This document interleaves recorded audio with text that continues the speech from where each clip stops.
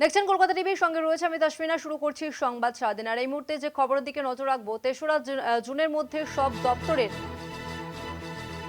দপ্তরের শূন্য পদের রিপোর্ট তলব করা হলো। ৩রা জুনের মধ্যে সব দপ্তরের শূন্য পদের রিপোর্ট তলব করলো অর্থ দপ্তর। নির্দিষ্ট ফরম্যাটে শূন্য পদের সংখ্যা জানাতে বলা হয়েছে। রাজ্যের সব বিভাগ থেকে নিয়োগ সংক্রান্ত তথ্য সংগ্রহ।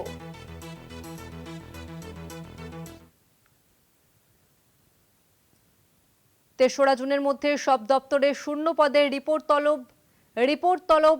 ৩রা জুনের মধ্যে সমস্ত দপ্তরের শূন্য পদের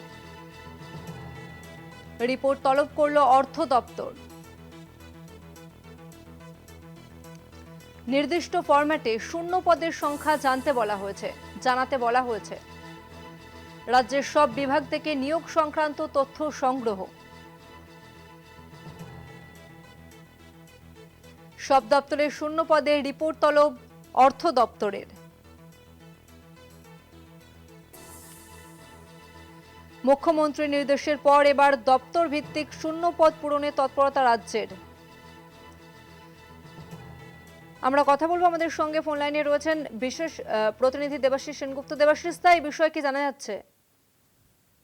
দেখো দশমিনা, যে আগামী ৩০শে মে সংগ্রামী যৌথ মঞ্চ এবং এর সঙ্গে আরো ৩টি সংগঠনের সঙ্গে তাদের বিভিন্ন দাবি দেওয়া নিয়ে বসবেন রাজ্যের মুখ্যমন্ত্রী শুভেন্দু অধিকারী। আর ঠিক তার আগেই এই অর্থ দপ্তরের একটি নির্দেশিকায় মুখ্যমন্ত্রী নির্দেশিকা দেওয়ার পরেই যেটা বেরিয়েছে যে প্রত্যেকটি দপ্তর ভিত্তিক শূন্য পদ পূরণের জন্য রাজ্য সরকার তৎপর হয়েছে, যেটা দাবি ছিল সংগ্রামী যৌথ মঞ্চ ছাড়া অন্য যে রাজ্য সরকারের কর্মচারী সেই সংগঠনগুলো। আর সেই মোতাবেক অর্থ দপ্তর থেকে নির্দেশিকা আগামী ৩রা জুনের মধ্যেই কিন্তু ১লা মে অনুযায়ী যে শূন্য পদ রয়েছে সেই শূন্য পদ একদম দপ্তর ভিত্তিক যে একটা নির্দিষ্ট ফরম্যাট আছে সেই ফরম্যাটে কিন্তু দিতে হবে এবং একদম কারণ সহ, মানে যে কি কারণ তার সঙ্গে তার সেই নিয়ে কারণটাও দিতে হবে এবং পরিসংখ্যান নির্দেশ একদম প্রত্যেকটা জায়গায় পূরণ করতে হবে এবং সেক্ষেত্রে দাঁড়িয়ে যে ফরম্যাট শূন্য পদের যে সংখ্যা দিতে হবে এবং চুক্তি সহ সেই সংখ্যাটা দিতে হবে যে কতগুলো পদ খালি রয়েছে সে বিষয়ে জানাতে হবে।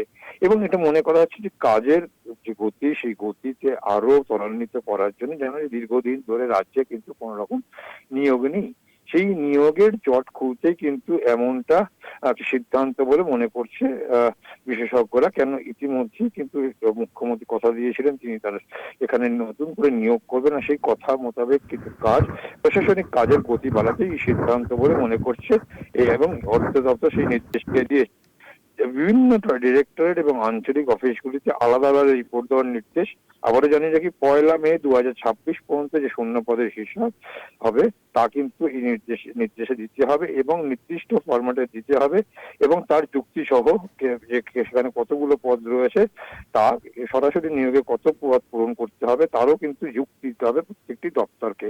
অর্থাৎ সেই মোতাবেক কিন্তু ইতিমধ্যেই রাজ্যের অর্থ দপ্তর রাজ্যের সমস্ত বিভাগগুলোর যারা বিভাগীয় আধিকারিক আছে তাদের কাছে নির্দিষ্ট ফরম্যাট বলা আছে, মেইল আইডি দেওয়া আছে, সেই মেইল আইডির মধ্যেই কিন্তু তাদের জানাতে হবে। আর এই বিষয় নিয়ে কিন্তু ইতিমধ্যেই কিন্তু এই সরকারের এই যে উদ্যোগ সেই উদ্যোগকে সাধুবাদ জানিয়েছেন সংগ্রামী যৌথ মঞ্চের পক্ষ থেকে এবং তাদের দাবি হচ্ছে যে তারা দীর্ঘদিন ধরে তারা দাবি জানিয়ে আসছিলেন যে এই ৬ লক্ষ যে শূন্য পদ আছে সেখানে স্থায়ী নিয়োগ করুক এবং সমস্ত ভ্যাকেন্সির রিপোর্ট সংগ্রহ সেই জায়গায় কার্যকর করুক নতুন রাজ্য সরকার। ঠিক ৩০ তারিখে যখন এই সংগ্রামী যৌথ মঞ্চ সহ অন্যান্য রাজ্য সরকারি কর্মচারীদের সঙ্গে যখন মুখ্যমন্ত্রী নিজে বৈঠক করবেন, ঠিক তার আগে এই অর্থ দপ্তরের এই নির্দেশিকা কিন্তু এবং রাজ্য সরকারি কর্মচারীদের যে দীর্ঘদিনের দাবি সেই দীর্ঘদিন দাবিকে মান্যতা দিয়েছে এমনটাই কিন্তু মনে করা করছে বিশেষজ্ঞ মহল।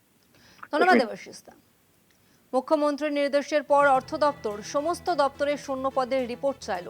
৩রা জুনের মধ্যে সংগ্রামী যৌথ মঞ্চ দীর্ঘদিন ধরে দাবি জানিয়ে আসছে ৬ লক্ষ শূন্য পদে স্থায়ী নিয়োগ করুক রাজ্য সরকার।